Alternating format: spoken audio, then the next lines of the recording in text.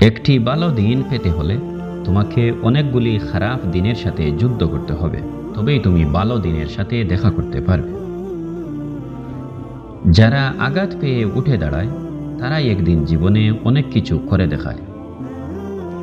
সত্য বা সঠিক কথা বলার কারণে যদি তোমার চারপাশটা খালি হয়ে যায়, তাহলে বুঝে নিও এতদিন তুমি আবর্জনাকে আগলে রেখেছিলে।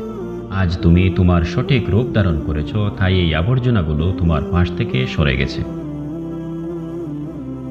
ভালো বই আর ভালো মানুষ তাড়াতাড়ি বোঝা যায় না, সেটাকে পড়তে হয়, তবেই ভালো করে বোঝা যায়। একটি ভালো বই যখন তুমি পড়বে তখন বুঝতে পারবে বইটি ভালো কিনা। ঠিক সেইভাবে একজন মানুষ ভালো কিনা তা বুঝতে হলে এই মানুষকে তোমার স্টাডি করতে হবে, এই মানুষের সাথে তুমি ব্যবহার করতে হবে, লেনদেন করতে হবে। তারপরে না হয় তুমি বুঝতে পারবে এই মানুষটি খারাপ নাকি ভালো। কারো কাছে এমন কিছু চাওয়া উচিত নয় যা সে দিতে পারবে না। হয়তো তোমার না পাওয়ার কষ্ট থেকে তার দিতে না পারার কষ্ট বেশি হয়ে যাবে। একথা মনে রেখে যার কাছে কিছু চাইতে যাবে, আগে নিজে বিচার করবে ওই মানুষটি সেই জিনিস তোমাকে দিতে পারবে কিনা। আপনার শার্টের পকেটে টাকা না থাকলেও বুকের ভিতরে আত্মসম্মান থাকাটা জরুরি। বুদ্ধি না থাকলেও বিবেক থাকাটা জরুরি। যদি আপনি তেমন জ্ঞানী নাও হন, তবে গুণী হওয়াটা জরুরি।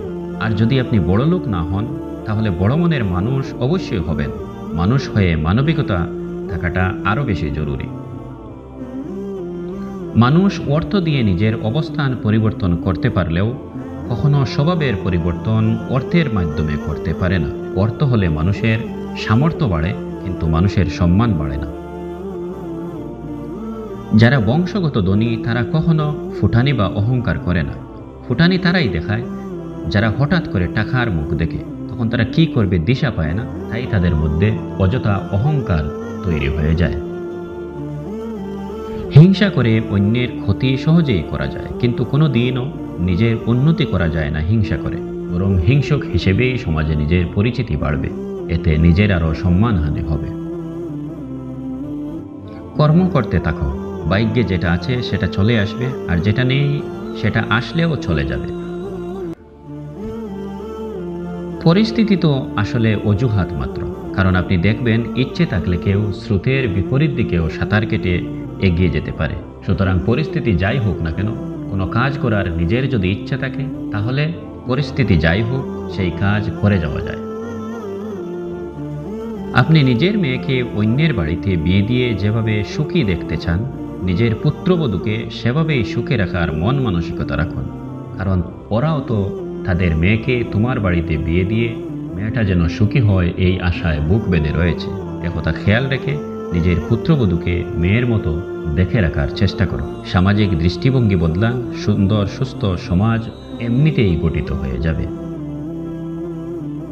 যাদের জ্ঞান স্বল্প তারা লাফায় বেশি, যাদের জ্ঞানের পরিমাণ মধ্যম তারা থাকে চুপ, আর যারা পূর্ণ জ্ঞানী তারা হয় বিনয়ী। তাদের রূপ হয় শান্ত। ধনীদের রাগ থাকে বেশি, আর গরিবের ক্ষুধা থাকে বেশি। আর যারা মধ্যবিত্ত তাদের কিন্তু স্বপ্ন অনেক লম্বা। এই ভিডিওটির একটি কথাও যদি আপনার ভালো লাগে তাহলে এখনই লাইক দিয়ে উৎসাহিত করতে পারেন। সুপ্রিয় বন্ধু, আপনি অনেক চ্যানেল তো সাবস্ক্রাইব করে রেখেছেন, এই চ্যানেলটিও সাবস্ক্রাইব বা ফলো করে রাখুন। প্রতিদিন সব ভিডিও আপনি পেয়ে যাবেন একদম ফ্রি। মনে রাখবেন, আমাদের চ্যানেলে যেসব ভিডিও দেওয়া হয় তা ছোট বড় সকলের জন্যই খুবই উপকারী। আপনি নিয়মিত দেখলেই বুঝবেন আমাদের এক একটি ভিডিও যেন জ্ঞানের ভান্ডার। যার কাছেই শেয়ার করবেন সেও উপকৃত হবে। তাই আশা করি কথাগুলোর মর্ম বুঝলে প্রতিদিন আপনি আমাদের ভিডিও শুনতে চাইবেন, শেয়ার করবেন আর আপনার মতামত জানাবেন কমেন্টের মাধ্যমে। আপনি ভালো থাকুন, সুস্থ থাকুন, নিরাপদে থাকুন, এই দুয়ার মাধ্যমেই আপাতত শেষ করছি। আল্লাহ হাফেজ।